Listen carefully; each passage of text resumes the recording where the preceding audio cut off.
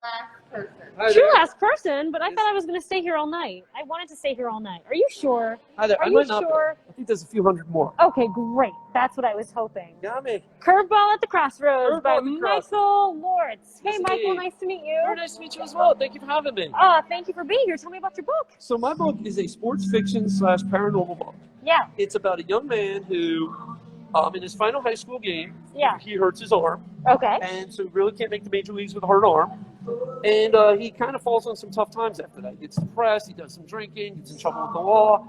He finds himself at the crossroads, the mythical crossroads with the devil. Okay. And he makes a deal with the devil. He sells his soul to get back into baseball.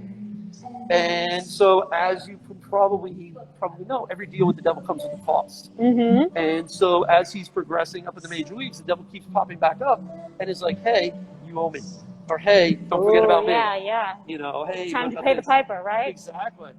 And so, it ends up that he violates the deal somehow, and the deal, the devil's like, "Hey, you owe me your soul," Mm-hmm. and definitely not going to give away the end. No. But it's about that kind of deal.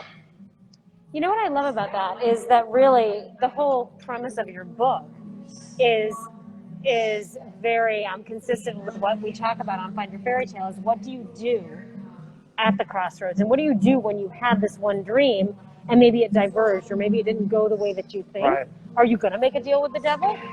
What are you willing to sacrifice? Exactly. So what made you want to dig into this in kind of a young adult So way? I'm a big blues music fan. Yeah. And so in doing that, years ago I went to Memphis, and I ended up finding myself in southern Mississippi, and just going to where the blues started and the crossroads, and really kind of digging into that legend and everything, and the folklore of it, and what would it convince a young musician to sell his soul for fame and fortune and things like that. And I'm also a big baseball writer. I've been baseball freelance writing for about 10, 15 years here in Tampa Bay. So about the Rays and minor league baseball and spring training and all that stuff. And I was like, what if I put these two things together? And then I searched Google, I searched Amazon, and nobody had done this before. And I was like, okay, this is mine. This is my book. So I wrote a short story, and it was about 5 to 10 pages. And I sent this to some friends, and they were like, this needs to be a book. Like, this needs a lot more. We need more to this.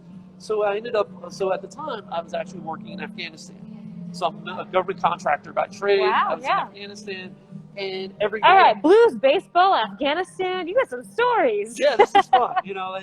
There's a story behind the story. Yeah. So, you work 12 hours and you get off work, and it's like, what do you do? So I would write, and I would add to my universe every night. I'd add about a page and a half, and it got to like, wow, I got 180 pages when I came back home. And so then it was taking this big ball of clay and editing it, and re-editing it, and re-editing it, and everything like that. And then, so that was actually in 2012, 2013. Yeah. Went to grad school, put it down. Like, life has gotten in the way.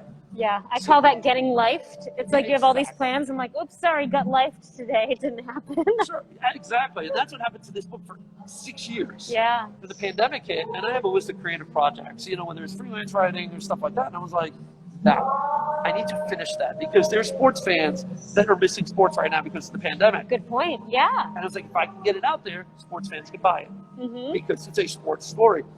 And I found a publisher, and we put it together. We got it out just after the Rays made the World Series. Oh, perfect. So it was like perfect. I was like riding that wave. That's so great. So, yeah, I've been excited. It's got some really good reviews so far, and I'm excited to keep it going for sure. When you decided to dabble in fiction, were there any doubts along the way? Like, oh, I don't know if I have this, or were you like, you know what, I came in for a landing and it felt right? So no, it's gone through a lot of iterations over the last 6 to 8 years. I have a friend of mine who writes for Yahoo Sports. Shout out to Jay Busby of Yahoo Sports. Jay's the man. So Jay is a baseball writer, but he's also written for about golf and football and Yahoo Sports. He runs the gamut over there. And I sent him the rough draft, and he was like, it's good, but here's places you can improve it.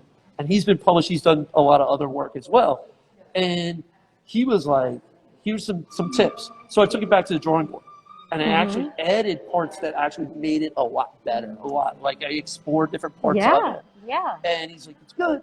Just try this, make it better. You need those people. You need those people who say, like, the nudge, right? Absolutely. Yeah. Absolutely. Which I hear you guys have. Like, yes. You guys go back and forth. Oh, yeah. My writers group and then my co-author, my goodness, we we are each other's best, worst critics. Well, you know, need it's that. You need that sounding board. Absolutely. And whether it's an editor that you trust or a friend that you trust, somebody be like, "This scene's just not good. Like this scene is just not realistic." Truth.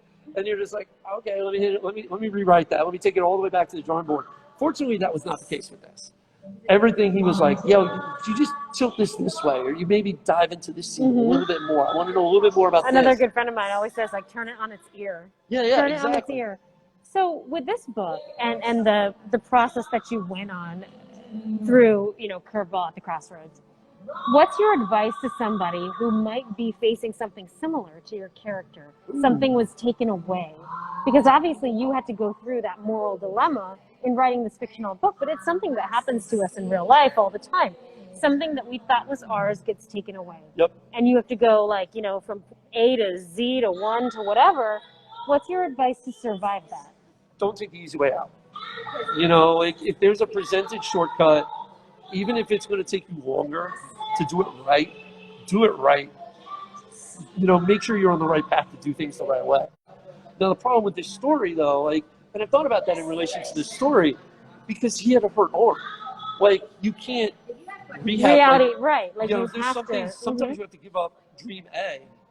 If, maybe he could have gone to college. Maybe he could have, Right, find a different dream. Find a different dream. And if it takes that, if you have to find another dream that you're happy with, then you do that. He has a love interest here that's from his hometown. Well, he could have met her anyway, but he kind of thought that everything hinged on the fact that he was successful.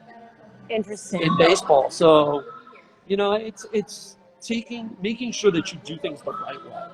Oh, I love that. I love that. Let's end it on that. Yeah, because absolutely. make sure you do things the right way. Don't take the easy way out.